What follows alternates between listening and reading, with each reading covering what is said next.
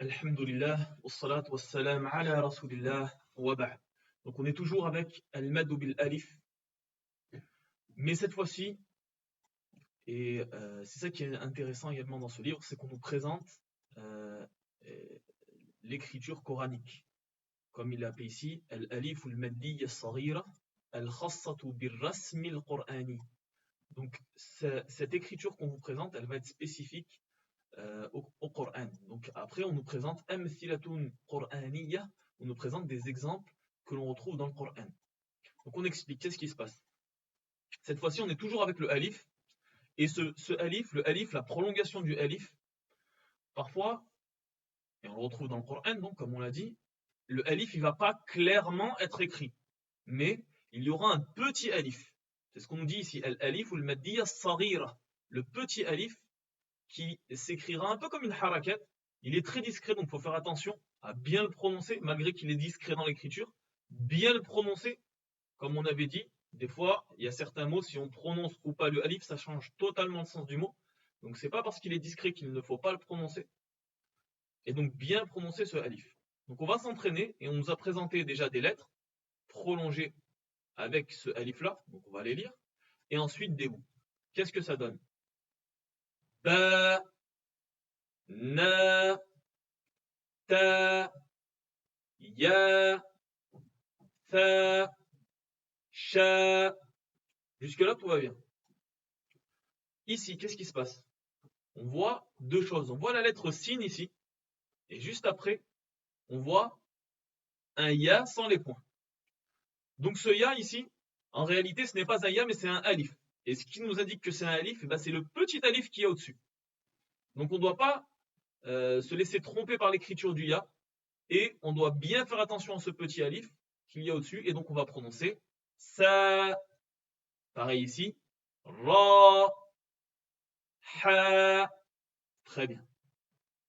Et également, ici on voit un waouh. On voit un noun suivi d'un waouh.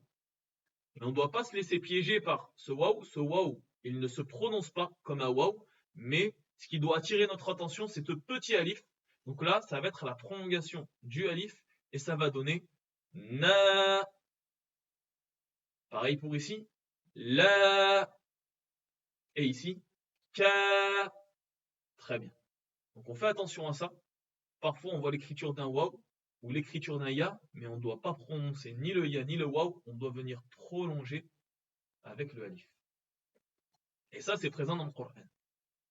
Donc maintenant, on va lire des exemples de ce petit alif avec des exemples amthilatun qur'aniyya.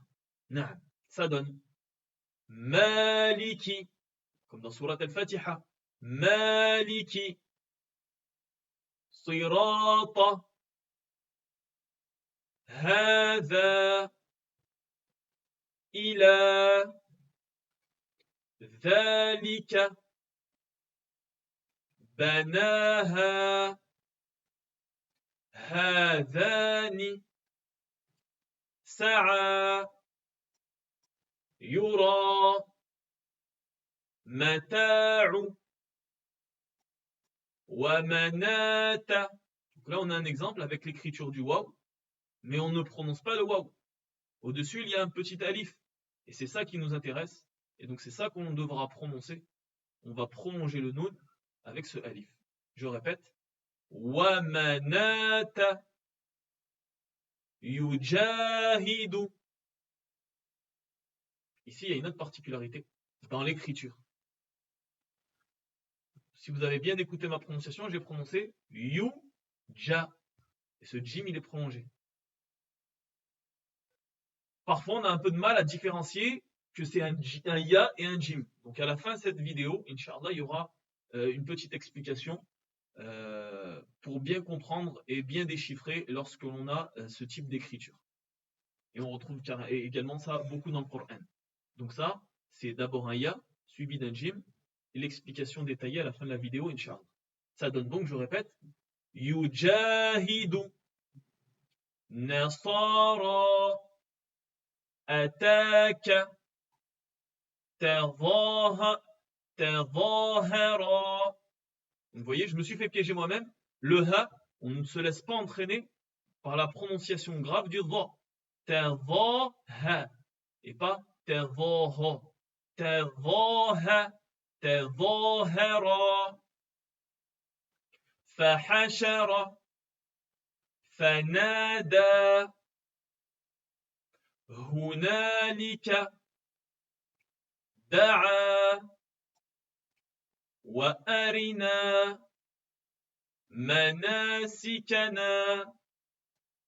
Je précise, là on est toujours dans des exemples du Coran, et le alif dans le Coran il n'intervient pas qu'avec ce petit alif. On peut trouver dans le Coran des alifs écrits comme on le retrouve habituellement dans les livres, d'accord? Mais parfois, il y aura ce petit alif écrit de cette manière-là. On continue. كذلك قال عاليها سافلها تاب وآمن تراود فتاها فتعاطى فعقر وقال ما نهاكما قال لا تخافا إذا تلاها ثلاث ورباع. Très bien. Donc on revient sur cette particularité d'écriture. Donc quand on trouve ce signe, et vous ne le trouverez jamais seul comme ça, là j'ai enlevé les points, cette écriture correspond à deux lettres. La première lettre correspondra à une lettre Adam.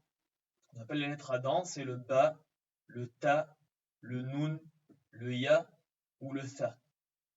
Donc en fonction, c'est ça en fait, cet endroit-là que je suis en train de passer et de surligner avec ma souris. Donc, si on retrouve un petit point au-dessus ici, ça correspond au Nun. Si on trouve un petit point en dessous, mais bien à droite, ça correspond au Ba. Si on trouve deux points au-dessus, ça correspond au Ta. Si on trouve deux points en dessous, bien à droite, ça correspondra au Ya. Si on trouve trois points au-dessus, ça correspondra au Tha. Donc en fonction des points, ça sera soit le Ba, le Ta, le Nun, le Ya ou le Tha. En ce qui concerne la seconde lettre, ça sera une lettre parmi ces trois-là. Soit le Jim, donc vous voyez, c'est ce qui correspond à ce que je suis en train de passer maintenant avec ma souris. Donc ça ressemble au Jim, ou au Ha, ou au Kha. Et pareil, en fonction du point, si le point est en dessous, il faudra faire attention. En dessous, mais un peu sur la gauche. Où il n'y a pas de point. Ou s'il y a un point au-dessus, pareil, au-dessus, à peu près à ce niveau-là, c'est-à-dire un peu sur la gauche, on aura soit le Jim, le Ha ou le Kha. Et je vous ai mentionné deux exemples. Il y a également deux exemples dans la page qu'on vient de lire. Un exemple sur lequel on s'est arrêté, un autre sur lequel je suis passé rapidement dessus. Et je vous rajoute deux exemples ici qui sont tirés du Coran. Wama yakhda'un. Yakh. Donc là, qu'est-ce qu'on a? On a ce signe-là. Il est ici. Donc on a à droite les deux points en dessous. Donc ça correspond au Ya. Et à gauche, un point au-dessus. Donc ça correspond au Kha.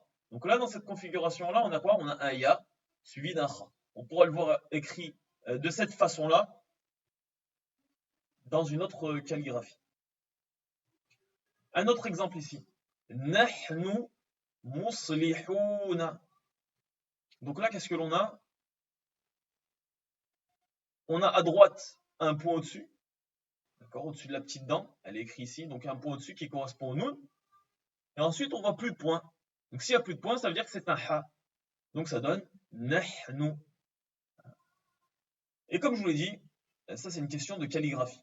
Donc en fonction des calligraphies, on pourra le trouver écrit de cette manière-là. Et on pourra le trouver écrit de cette manière-là.